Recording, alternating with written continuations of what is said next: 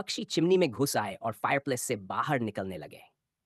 हजारों पक्षियों ने पूरे घर को भर दिया, दीवारों और लोगों के सिर से टकराते हुए, हर जगह पंख और अफरा तफरी छोड़ते हुए।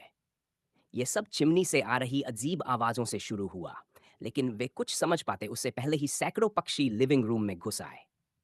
एनिमल कंट्रोल ने उन्हें दरवाजा खुला रखने को कहा ताकि पक्षी बाहर उड़ जाएं, लेकिन परिवार को हर एक पक्षी को हाथों से निकालने में पूरे 3 दिन लग गए।